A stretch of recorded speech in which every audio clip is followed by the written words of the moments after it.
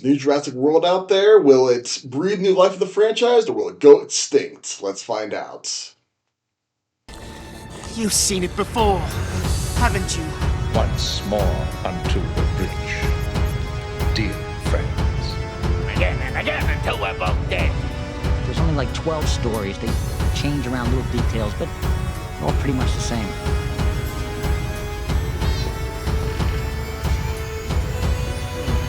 Deja vu.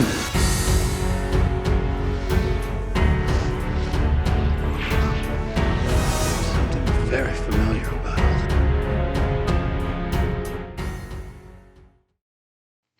Hello, welcome to You've Seen It Before, movie reviews and connections in mind. Jurassic World Rebirth is the fourth film in the Jurassic World portion of the franchise and the seventh film overall in the Jurassic Park World verse. This time around is directed by Gareth Edwards and stars Scarlett Johansson and Mahershala Ali as a couple of mercenaries who are tasked with going to say it with me now, an island of dinosaurs on behalf of a pharmaceutical company, and they have to get samples of blood from three distinct species of giant dinosaurs in order to cure some sort of disease. And there's also a unlucky family who finds themselves shipwrecked and forced to tag along onto this island of dinosaurs. And when things go awry, they have to find a way off the island and survive without being eaten by various kinds of dinosaurs and other creatures that have found themselves on this island. Now, this review will contain spoilers of Jurassic World Rebirth as well as certain other things.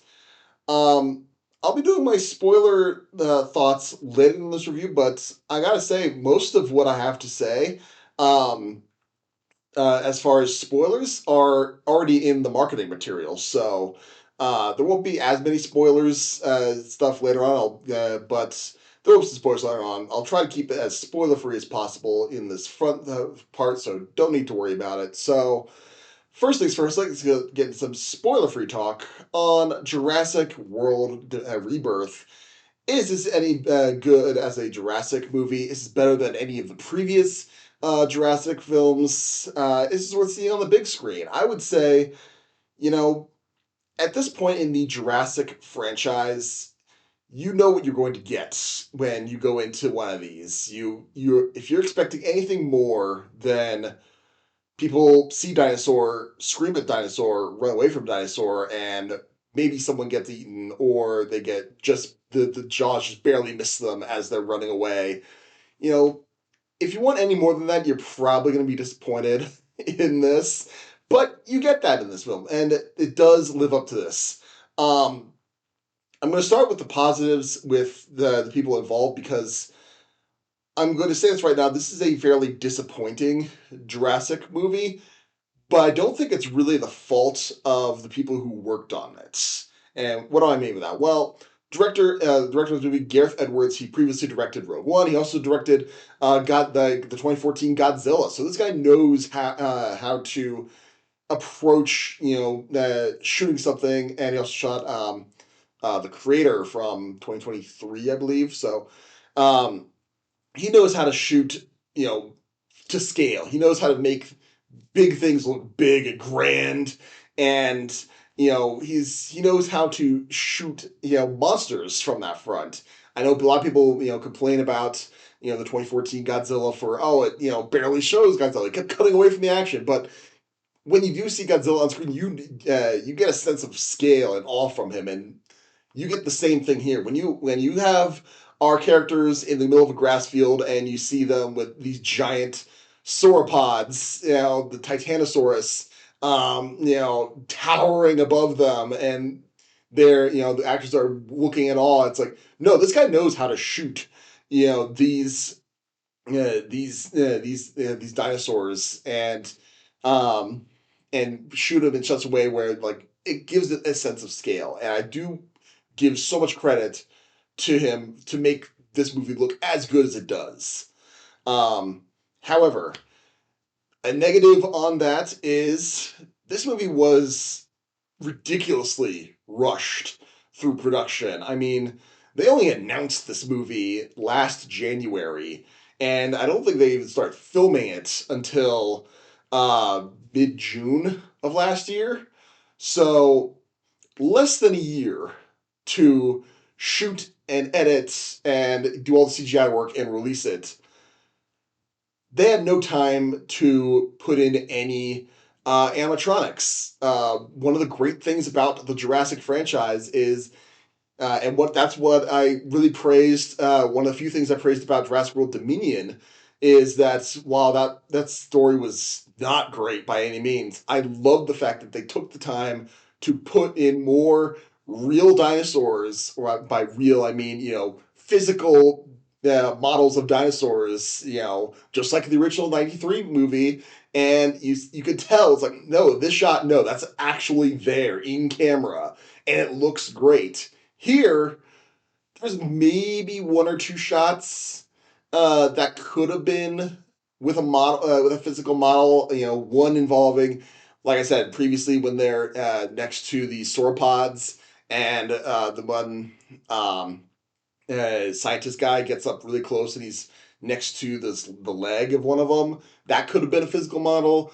And also, there's a scene with Quetzalcoatlus, the big pteranodon or whatever, and they get attacked, and you see the beak, coming out there. There's a couple shots of the beak that might have been a physical model, but other than that, they basically said no. We had no time to do animatronics, so it's basically all CG, and unfortunately, that really shows. The CGI, it looks good in some places, and I'll get to those in a second, but because they're kind of spoilery, but there's so many shots in here that's like, no, this CGI, the dinosaurs don't look bad per se. They just look generic, and there's nothing like they look like something that you would like have in a free, effects library or whatever, or like a $70 effects library. Oh yeah, we're using this. It's like I don't get the kind of effort on screen that I'm from these creatures. But again, that's probably due to the fact that they had very little time to put nearly as much detail into these things as they probably should have. And I place that blame squarely on Universal Studio, because like there was no reason to rush this movie out in a year. Like there's no reason. If this had come out next summer, or even like during the Christmas time of this year, it's like you had that little extra time to get the effects looking a little bit better.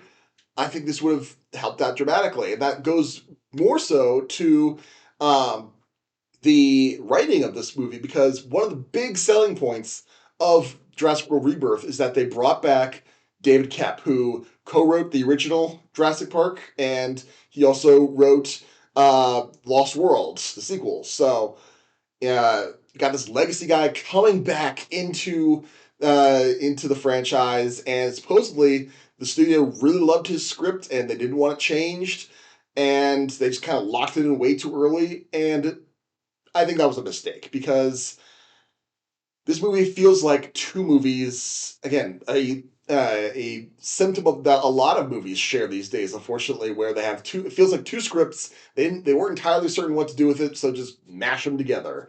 You got the one story with the Scarlett Johansson and Mahershala Ali, the A-list stars, hunting down the various dinosaurs to extract blood for this pharmaceutical company. It's a very video game fetch quest. If it had been just that, it could have been decent. You could have had some fun with that.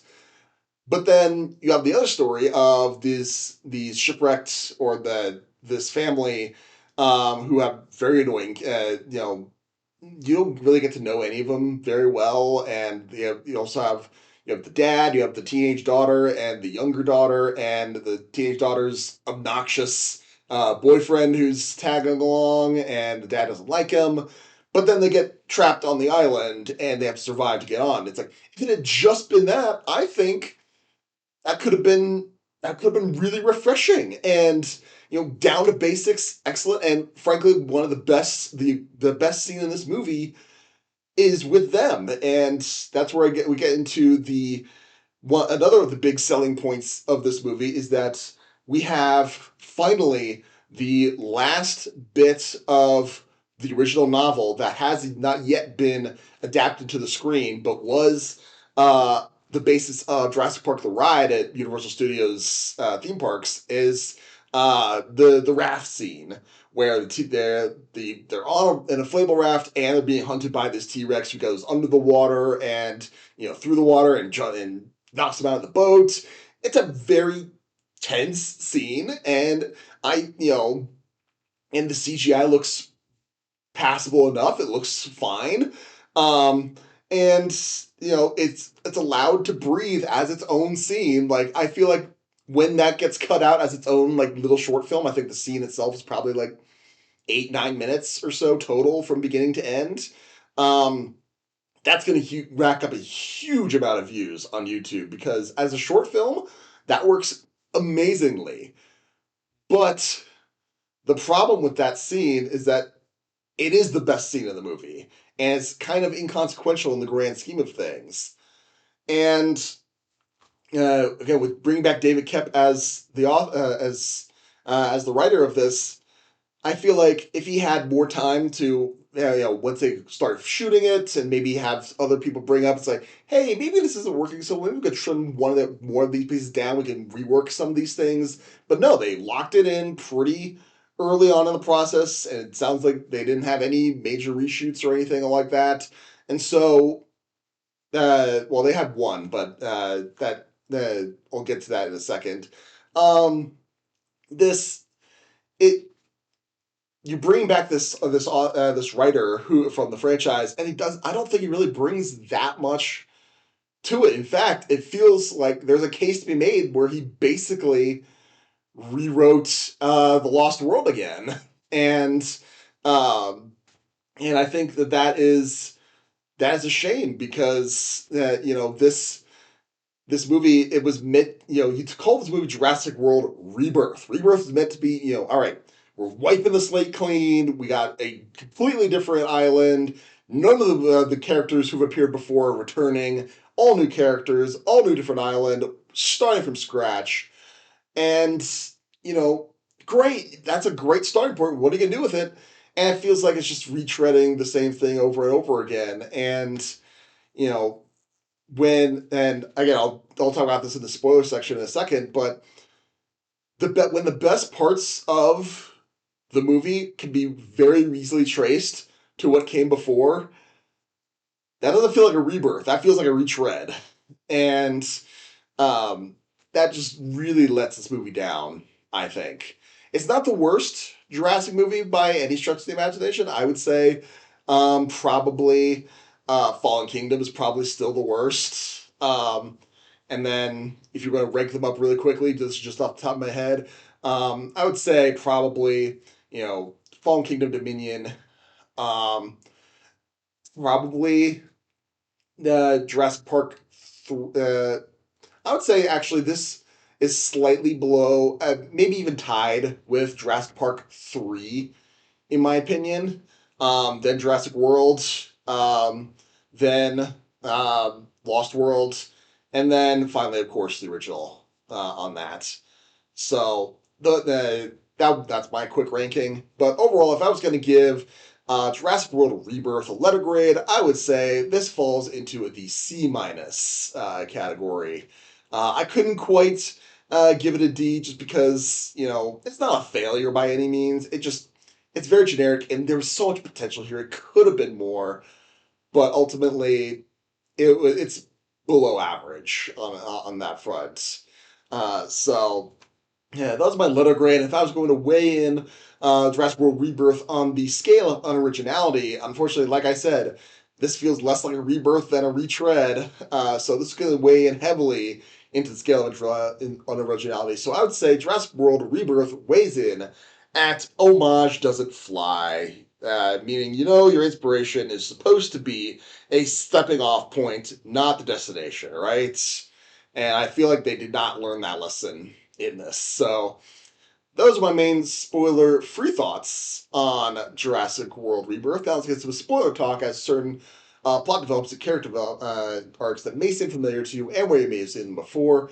I'm going to run through these fairly quickly because I don't have a ton to say about it, but I will say, like I said, when the best things about your Rebirth movie are from other sources, that's kind of a problem. And what I mean by that is, number one, we have starting as being it's a pretty decent scene actually when they finally get to the island off the shores, and their first target is the mosasaur. All right, well they gotta. They're on the boats, and you got ScarJo clipped into the front with the dart rifle or whatever, and she's the mosasaur's swimming over here, and she's ready to shoot, and the way it's shot and composed, you can't help but think of Jaws when that. I think even the movie, even the score, has inklings of the scene in Jaws where they first see the shark, and they're trying to shoot the first of the barrels onto the shark, and I'm not saying that you can't do that because they have said that Steven Spielberg was a producer on this, so he was involved at some point, and that was Spielberg's movie, and it's a fun little homage. I don't blame them for that. To sneak that in there, it's like great. We saw that first, but again, like I said, that wasn't David Koepp, that wasn't Gareth Edwards, that was Spielberg and the cinematographer of Jaws on that came up with that. And then same thing with the riverboats, the river scene with the raft. That's a great scene, the best scene in the movie in my opinion. Except David Koepp didn't write that. Gareth Edwards didn't have anything to do with that. Michael Crichton wrote it in his book.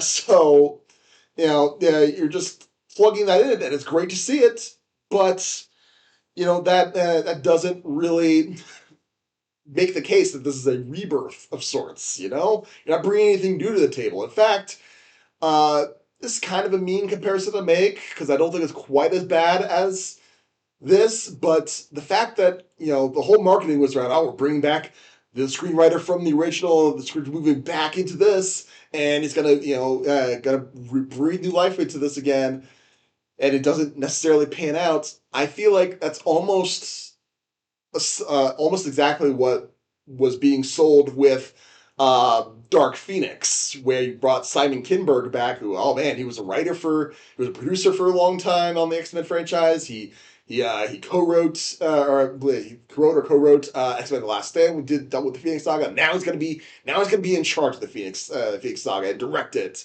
And he's gonna write it. All right, this is gonna be great. And then, yeah, Dark Phoenix did not turn into that. That was not a good movie by any means. So I feel like Jurassic World Rebirth is way, way better than Dark Phoenix. So I'll just put that out there. But I feel like that this movie fell into that same trap as Dark Phoenix. You know what I mean? And that's a really shame because there's a hint of a good idea in here. There's potential for something like this. Like I think it was Screen Junkies like years ago put out on one of their shows, put out the idea of like Jurassic Park 3. If you retold Jurassic Park 3 from the main perspective of William H. Macy's character, where they lost their son on the island and they know they're in over their head, but they have to recruit Alan Grant and then go to the island, and they're acting tough and they know everything, but and then they get exposed. Like, what if they play just that? I feel like that would be and make a huge improvement to Jurassic Park 3. Similarly with this movie, I feel like if they, if you cut out one or the other of the stories, and for my opinion, I think I would rather focus, if you're just going to make a generic dinosaurs hunting people on an island movie, cut out the whole, pharmaceutical, with the A-list stars, but you have to have the A-list stars because they got on the poster, but stick with the family aspect. You got your obnoxious, teenage son, teenage daughter's boyfriend who, the dad doesn't like, but then they got stuck on an island where they have to survive and they have to work together somehow despite their differences, and focus just on them and make their survival story. Like they discover the geothermal energy pipes and on their own, and they think, oh hey, I bet there's an outpost here. Then let's go follow them and see where it goes. And maybe there's a way off. And like if you just focus just on that, cut out the whole, video game fetch quest thing, I think this could have been an amazing fresh start to the franchise. But unfortunately, like I said, I blame Universal for this because I don't blame Gareth Edwards. I don't blame David Kep. I don't blame any of the CGI artists working on this. They just did not have enough time to refine this into something that was incredible. Instead, they were locked into a release date, and we were forced to deliver us. They gave it their best. With what they had, and this is an undercooked movie. So it's a shame, but there it is. What did you think of Jurassic World Rebirth? Did you like it? Did you not like it? What about my analysis? Do you agree, disagree? Did I miss something? Let me know in the comments down below. Thank you so much for watching. I appreciate whatever audience I can get. Be sure to look for my next movie review, which will be for Superman, which comes out July 11th, as well as my next TV review, which will be for Disney Plus's Ironheart. So be sure to look for that. And if you like this video or any other video on my channel, please give me a like, share, and especially a subscribe. I would very much appreciate it. Again, thank you so much for watching. But just remember, there is nothing new under the sun. And yes, you have seen it before.